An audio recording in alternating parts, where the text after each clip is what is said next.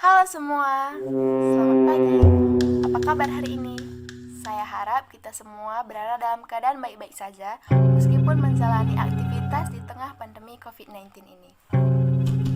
Oke, kami dari kelompok Sweet Girl yang terdiri dari Meidina Brubangun, Nuraimia Tio Manabrutu, Yoselin Veronica Buginting Mute, Dara Revayona Bertarigan, dan saya sendiri, Sestri Anita Ginting, akan mempresentasikan hasil diskusi kami, yaitu tentang materi analisa laporan keuangan. Berikut adalah hasil presentasi kami yang akan kami jelaskan satu persatu. Kualitas informasi dalam laporan keuangan meliputi 1. Relevan.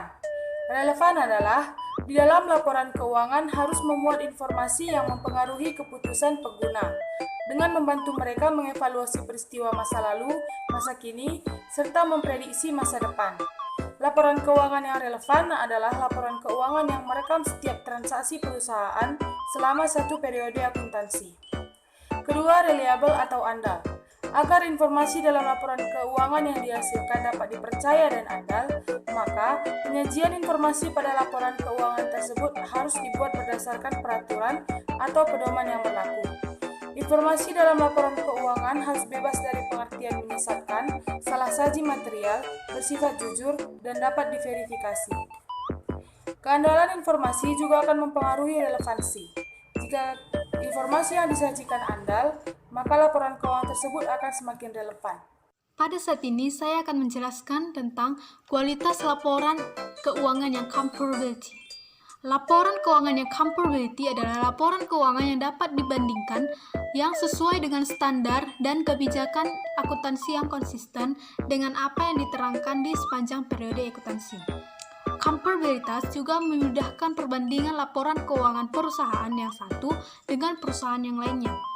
Karakteristik kualitas informasi akuntansi adalah hal yang penting karena ini akan memudahkan manajemen perusahaan dan investor untuk menggunakan laporan keuangan tersebut dalam membuat keputusan yang tepat. Untuk membantu perbandingan informasi ini, maka dapat juga dianalisis dengan bantuan aplikasi Accurate. Prinsip akuntansi basis akrual. Basis akrual adalah salah satu basis akuntansi di mana transaksi ekonomi atau peristiwa akuntansi diakui, dicatat dan disajikan dalam laporan keuangan berdasarkan pengaruh transaksi pada saat terjadinya transaksi tersebut tanpa memperhatikan waktu kas diterima atau dibayarkan. Menurut Standar Akuntansi Pemerintahan atau SAP, pengertian akuntansi basis akrual adalah prinsip-prinsip akuntansi yang diterapkan dalam menyusun dan menyajikan laporan keuangan pemerintah. SAP ini mengakui pendapatan, beban, aset, hutang, dan ekuitas dalam pelaporan finansial berbasis akrual, serta mengakui pendapatan, belanja, dan pembiayaan dalam pelaporan pelaksanaan anggaran berdasarkan basis yang ditetapkan dalam Anggaran Pendapatan dan Belanja Negara atau APBN. Basis akrual dengan memiliki dua konsep utama, diantaranya sebagai berikut. A. Pengakuan pendapatan. Dalam basis akrual, pendapatan dicatat pada saat terjadinya adanya piutang tak tertagih. Pendapatan perusahaan sudah diakui dari piutang tak tertagih konsumen walaupun kondisi kas belum diterima. Hal ini juga disebabkan karena kapan kas benar-benar menerima pendapatan tidak begitu penting. B. Pengakuan beban. Dalam basis akrual, beban yang masih harus dibayarkan akan dicatat menjadi pos hutang bagian hutang lancar pada neraca. Perusahaan akan mengeluarkan biaya yang belum dibayar dan menjadi beban dalam laporan laba rugi. Biasanya perusahaan membuat laporan arus kas terpisah secara tidak langsung. Ini adalah overhead cost. Dari pengertian di atas, dapat disimpulkan bahwa akuntansi basis akrual adalah metode akuntansi yang lebih memberikan gambaran yang tepat mengenai kondisi keuangan perusahaan. Basis akrual biasanya digunakan untuk pengukuran aset, hutang, modal, dan laba ditahan yang diperlukan oleh pemegang saham untuk pengembangan investasi perusahaan di masa depan. Prinsip yang kedua yaitu prinsip biaya historis dan nilai wajar, atau sering disebut dengan prinsip pengukuran. Yang pertama, prinsip biaya historis atau historical cost. Prinsip ini menghendaki perusahaan mencatat aset sebesar biaya yang telah dikeluarkan untuk mendapatkan aset tersebut, dan nilai tersebut akan tetap sejumlah itu pada tahun-tahun yang akan datang atau tahun-tahun berikutnya. Yang kedua, prinsip nilai wajar atau fair value. Prinsip ini menghendaki aset dan kewajiban dicatat dengan nilai wajar. Nilai wajar yang dimaksud di sini adalah harga yang telah diterima jika aset kita jual atau harus dikeluarkan untuk menyelesaikan kewajiban. Intinya, harga aktual pada saat laporan keuangan disusun. Hai, perkenalkan nama saya Daryavina Putarian.